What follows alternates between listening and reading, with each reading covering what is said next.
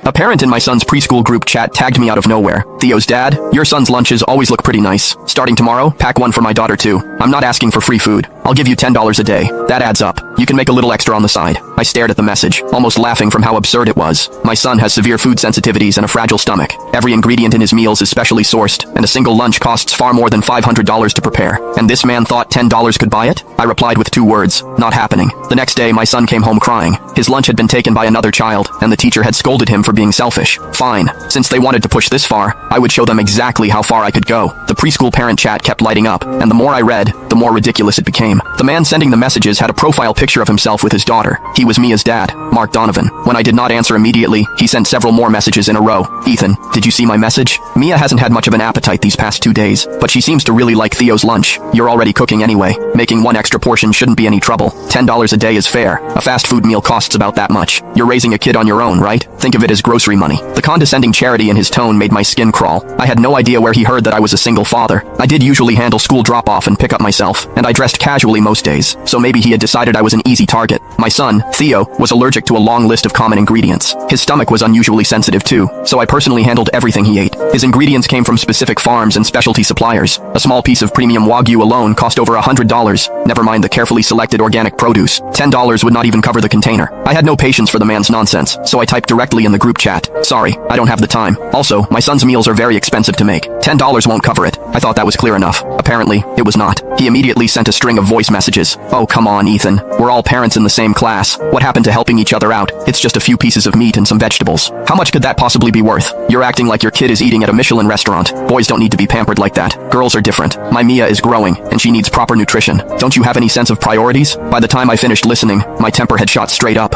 What decade was this man living in? I was about to tear into him in the chat when Ms. Walker, the classroom teacher, suddenly jumped in. "Ethan, Mark is only thinking of the children. Our class has always encouraged sharing. Since Mia likes Theo's lunch, perhaps you can help out a little. It will also help the children build a closer friendship." Reading her blatantly biased message, my expression went cold. I had just transferred Theo to this preschool because it advertised itself as an elite bilingual academy. I thought the standards would be better. Clearly, I had been wrong. I ignored the rest of the messages and tossed my phone aside. They could say whatever they wanted. I was not making lunch for some stranger's daughter. The next afternoon, I went to pick Theo up from school. The moment I reached the classroom door, I saw him standing alone in the corner, his eyes red and swollen like he had been crying. My heart clenched. I rushed over and pulled him into my arms. "Theo, what happened? Who hurt you?" As soon as he saw me, he burst into tears. His small hands clutched the front of my shirt. "Daddy, I'm hungry." Mia took my lunch. My head buzzed. I prepared Theo's portions carefully every day. They were exactly what he needed. If he had not eaten lunch, that meant he had gone hungry for an entire day. More importantly, with his condition, skipping meals could trigger low blood sugar and stomach cramps. Holding back my anger,